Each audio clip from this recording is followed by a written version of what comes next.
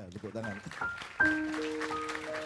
Sebelum Pak Mustafa, perkenankan saya menyambung 3 poin. Yang pertama, dari pembicaraan Cak Muzamil, kita bersama-sama menemukan gini, bedanya proses bagaimana pemimpin dipilih, entah presiden, entah raja, entah perdana menteri, entah siapapun di zaman pramodern dengan di zaman modern adalah kalau dulu pemimpin dipilih berdasarkan pertimbangan kualitatif. Terserah kualitatif ini menyangkut Allah apa tidak, kualitatif itu menyangkut wahyu apa tidak, tapi pokoknya dia kualitatif. Jadi tidak tergantung berapa orang yang memilih. Bisa 1 orang, bisa 2 orang, bisa 6 orang. Begitu kita modern, kita memakai demokrasi, dan demokrasi ini satu-satunya pilihan adalah kuantitatif. Jadi seorang presiden menjadi presiden karena perolehan angka terbanyak, kan gitu ya. Nah, pertanyaan besarnya adalah yang benar yang mana ini? Setahu kita modernitas itu sangat menekankan kualitas ya. Kita mengenal kata kualitas, mutu itu di dunia modern, dulu tidak. Tapi justru ketika kita berurusan sangat serius dengan kepemimpinan suatu negara, kita memilih yang paling rendah, yaitu pertimbangan kuantitatif, itu ya. Ini kita catat aja. Ya, tapi kedua-duanya ada kalau orang modern ada kelemahannya. Kalau orang modern melihat pemilihan model Sayyidina Abu Bakar, Umar, Utsman, Ali tadi, atau model Rasulullah tadi, itu dia melihat loh, kalau pemilihannya boleh 1-2 orang yang memilih, misalnya kalau NU pakai ahwa, pakai ahlul hal wal aqd ya, itu kan bisa dimanipulir, nanti bisa pura-pura orang 9 bisa disogok, nyogoknya nggak banyak kan gitu kan, artinya bisa menjadi peluang manipulasi.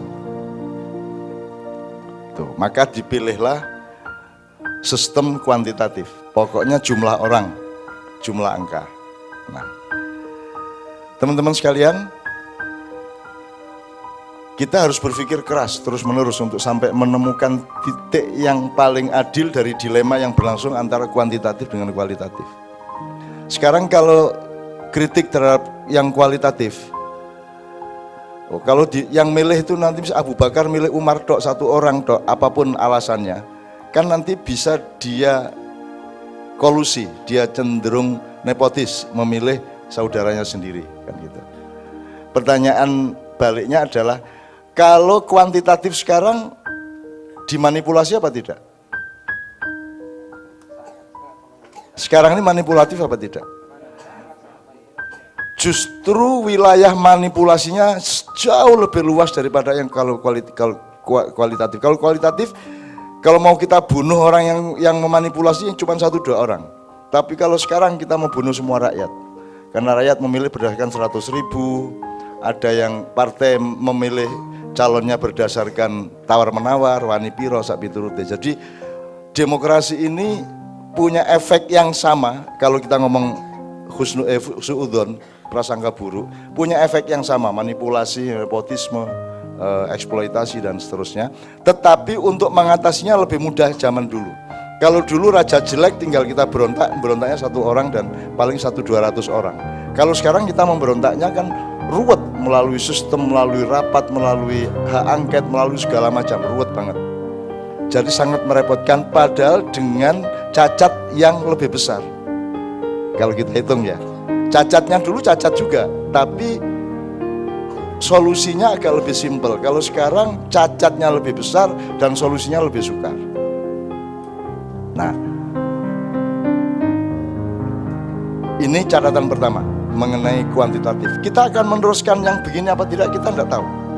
Kita tidak tahu, tapi kita matangkan dulu pemikiran kita. Nah, salah satu poin untuk mematangkan itu begini, yaitu poin kedua. Di dalam Al-Quran dan ajaran-ajaran Islam, setahu saya bukan hanya tidak ada anjuran untuk menjadi pemimpin, bahkan ada larangan dari Rasulullah, jangan mencari atau meminta kekuasaan. Wala tas'alul imarah. La tas'alil imarah. La tas'alil imarah. Jangan meminta kekuasaan. Ya. Orang Jawa juga sudah tahu bahwa itu saru kan gitu kan. Itu saru. Yang ada di Quran itu fokusnya tidak pemimpin, Fokusnya itu kalau pemimpin itu the whole, semua orang adalah pemimpin. Kan sangat demokratis secara ilmu. Kullukum ra'in. Setiap engkau adalah pemimpin. Sebenarnya kalau ngomong kualitatif ini lebih menyeluruh karena setiap orang adalah pemimpin.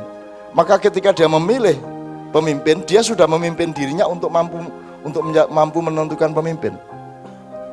Dengan dasar kullukum ra'in wa kullu ra'in mas'ulun an ra'iyatihi, maka umat Islam, maka Al-Quran memfokuskan anjurannya tidak kepada kesibukan untuk mencari pemimpin.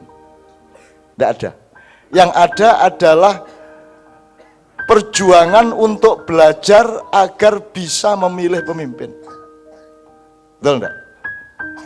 Jadi masalahnya di Indonesia ini bukan siapa pemimpinnya. Masalahnya seperti yang Pak Muzamil yang bilang, loh rakyatnya sudah bisa milih apa belum? Sudah punya ilmu atau belum? Sudah punya informasi atau belum? Sudah punya kualitas atau belum untuk milih pemimpin? Wong kowe milih panganan wae ra iso kok, salah kok. Itu. Halale ora tidak dinomorsatukan kok, apalagi memilih presiden. Gitu. Nah, jadi sekali lagi teman-teman sekalian, tolong kita sebisa-bisa buka-buka Quran, hadis atau apapun, Anda perhatikan bahwa sarannya itu adalah pada rakyatnya, tidak pada pimpinannya. Supaya rakyat itu belajar pemimpin kudu siddiq, fatona, siddiq, amanah, tabligh, fatona. Dan Rasulullah tidak pernah dididik atau ingin menjadi dirinya itu punya 4 sifat. Dia dengan sendirinya karena dia memimpin dirinya, maka dia punya 4 sifat itu. Tidak karena berangkat dari 4 sifat itu terus menjadi al-amin, enggak. Karena dia bukan karena dia ingin jadi al-amin terus melakukan 4 itu, enggak. Karena dia memang otomatis melakukan 4 itu, maka dia al-amin. Maka Rasulullah tidak butuh Al-Quran aslinya. Jadi kalau Anda kesulitan baca Al-Quran, apalagi ada 18 syarat tadi ya untuk jadi ulama, gue ya pecah ndasmu loh gue. 18 saya di tulisan saya menyebut 15 syarat untuk melakukan tafsir Al-Quran. Itu 15 syaratnya. Aku ini si jiwe growak kan gitu. Aku apa meneh kan itu, aku ras sekolah jelas, aku spekulasi sehingga saya tidak pernah mengatakan yang saya omongkan benar. Nah, jadi teman-teman sekalian, nomor 1 yang kita impikan bukan siapa yang akan jadi pemimpin. Yang nomor 1 Anda harus perjuangkan adalah menurut kamu pemimpin itu bagaimana, itu yang kamu pelajari. Nomor 1. Jadi jangan memikirkan siapa nyalon presiden dan seterusnya. Apalagi pilkada ini kita sudah tahu hasilnya, semua sudah kita tahu. Karena di Ma'iyah kita tidak berpikir siapa yang menang. Di Ma'iyah kita berpikir apa yang menang. Kan begitu. Coba Anda lihat perdebatan Cagup Jakarta kemarin, semuanya kan materialisme. Semua urusannya kan materi. Semua urusannya pembangunan keduniaan. Itu kalau dipotret lagi, itu semuanya kapitalisme global. Semua itu proyek, semua itu. Pokoknya urusan keduniaan yang kita sembah-sembah, tapi kita sendiri mengeluh tiap hari dan tidak beres tiap hari. Jadi yang menang pasti materialisme. Tinggal kadarnya saja. Ada yang memang dipasang oleh 9 lelaki di kota Jakarta surat apa itu Pak? Al-An'am. Ya. Ada yang mencoba mempertahankan jangan sampai ke An-Naml, 9 naga itu. Ada memang dipasang oleh 9 naga untuk menjadi pemimpin, ada yang tidak dipasang, tapi dia juga tidak akan bisa mengelakkan. Tidak mungkin gubernur Jakarta bisa mengelak dari kapitalisme global. Jadi mungkin kadarnya aja yang berbeda, tapi pasti yang menang adalah materialisme, pasti yang menang adalah hedonisme, pasti yang menang adalah keduniaan, pasti yang menang adalah kebendaan. Yang diperdebatkan juga hanya kebendaan. Jadi kita tidak perlu tahu siapa gubernurnya, karena pasti yang dia lakukan adalah materialisme. Itu kalau kita ngomong ekstrim di Ma'iyah, sekedar untuk pengetahuan. Nah, poin yang kedua tadi adalah fokus untuk supaya rakyatnya belajar memahami kriteria pemimpin itu bagaimana, bukan menganjurkan seseorang untuk menjadi pemimpin. Dan tidak usah memimpikan siapa mencalonkan diri, karena yang datang ke Pak Muzamil ini sangat banyak, ke saya juga sangat banyak. Dan saya kan tidak pernah keri, orang tahu tadi aku didik-didik kayak ngono iku ora keri gitu. Artinya saya itu sama sekali tidak ada, ya enggak nafsu Pak, enggak nafsu. Jadi nanti kalau saya menjadi pemimpin pada suatu hari, caranya untuk tahu saya jadi pemimpin atau tidak itu tanya Mbak Novia. Mbak, ketika Cak Nun tadi jadi, itu Cak Nun sorak-sorak, lonjak-lonjak apa badannya gemetaran? Gitu. Kalau badannya gemetaran, zamiluni ya, berarti saya pemimpin yang baik kan begitu kan? Itu nanti checkingnya seperti itu. Dan sekarang tidak usah menunggu besok-besok, sekarang pun aku sudah gemetaran nih. Waduh, ini didapuk tenan modar iki ngono. Wah, koyo ngene iki aku taine ukae semene iki aku kudu nimpali iki piye ceritane iki. Ya toh? Bosok koyo ngene iki aku kudu melakukan detoksifikasi nasional iki piye carane. Nah, maka kita sampai ke poin yang ketiga, teman-teman sekalian. Apa sebabnya demokrasi harus diselenggarakan? Apa sebabnya Indonesia ini tidak ada jalan keluar kalau kita membayangkan mekanismenya adalah demokrasi? Karena orang yang gagal di Jakarta besok nyalon Jawa Timur kok. Harap gimana?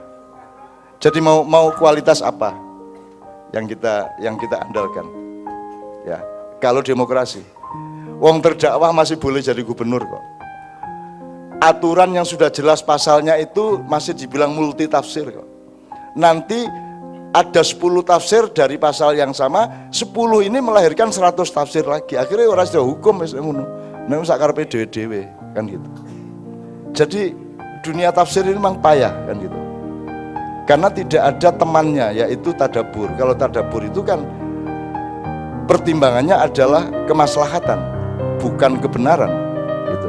Dan benar itu bisa, saya melihat ini benar bahwa ini adalah lingkaran yang berwarna putih, di tengahnya ada warna pink. Karena saya lihat dari atas, ini benar. Tapi bagi Mas Helmi lain, ini ada semacam cangkir yang warnanya warna-warni, ada gambar kembang dan seterusnya. Saya tidak melihat ada kembang, wong saya lihatnya dari atas. Jadi kalau kebenaran itu relatif, tapi kalau kemaslahatan pasti.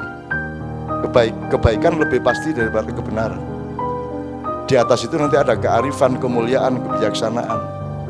Di atasnya lagi ada kemesraan. Nah, kemesraan ini ora penting bener ora penting, ora penting. Irunge rasa diukur, ya tau cangkeme ombo apa ciut. Aku njur kelingan ning asrama putri daerah Seturan kono, ana tukang sapu ngobrol karo bocah-bocah sing kos kuwi. Terus bapak itu terus ngene, Mbak, niku nek wong lanang niku sing didelok niku lambene wong wedok lho. Kok sing didelok lambene? Ah biasane lambe nisor dhuwur niku padha. Terus cah wedok do teko kabeh cah asrama njur, kabeh iki ora percaya, mosok sih ngono kae. Diciut-ciutke lambene. Mosok sih ngono kae. Dagelane cah kos iki jan. Yesus. Jadi nek gue jangan ke nek bojo nek boleh yang mus mulai nyiut-nyiut ke lambene iki dicurigai ya. Mosok sih. Mas ayo aku golek pecel Mas.